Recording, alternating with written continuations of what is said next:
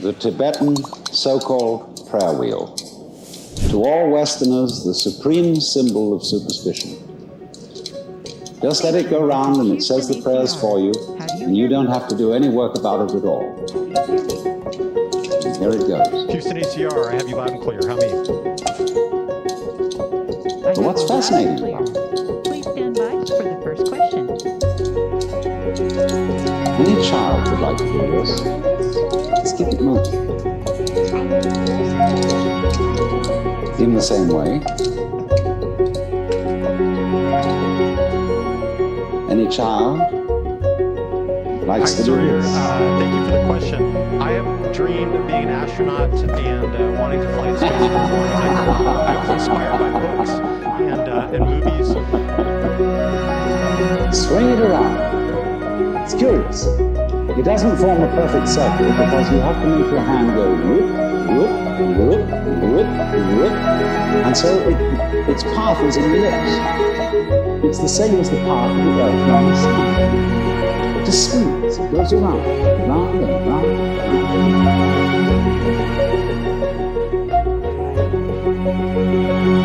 An orange on the end of the spring. What's the fascination of it? Why does one like to do this and just keep it up? You know, I'm sort of stuck with it right now, and I can hardly let go of it.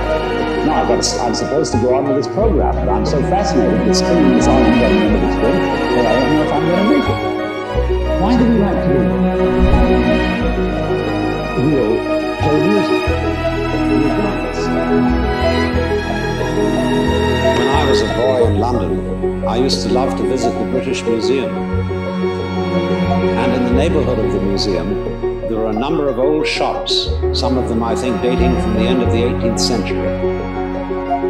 And on the inscription over the shop window, it said that they sold philosophical instruments. And I couldn't for the life of me make out what philosophical instruments could be, because I thought philosophers were people who simply sat thinking and wouldn't have any need for any special instruments. When I went out of the shops, I found what they had.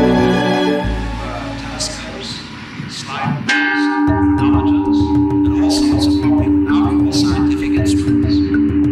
Because you see, the original name for science was natural philosophy. Because a philosopher is a person who's curious about it.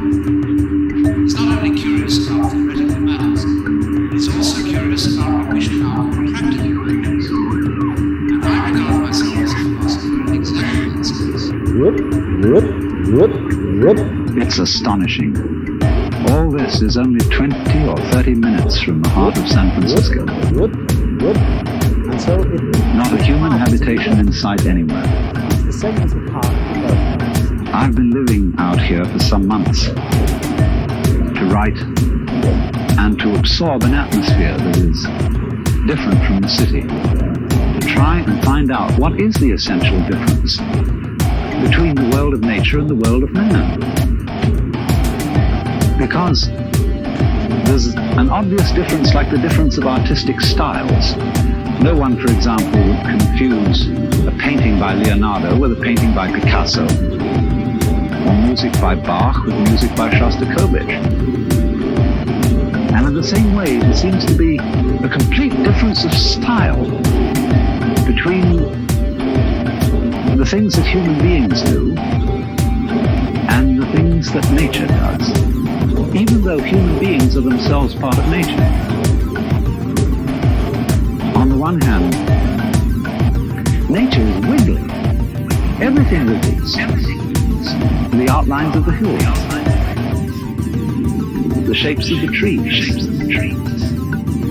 the way the wind brushes the grass, the clouds, tracks of streams. It all wiggles. And for some reason or other, we find wiggly things very difficult to keep track of. And you know, we say to people, keep still so that I can see you. Keep still for the camera. And we say, well, let's get things straightened out. Let's get this ironed out. Let's get it all squared away. And then somehow we think we understand things when we have translated it into terms of straight lines and squares. Maybe that's why they call rather rigid people squares. But it doesn't fit nature.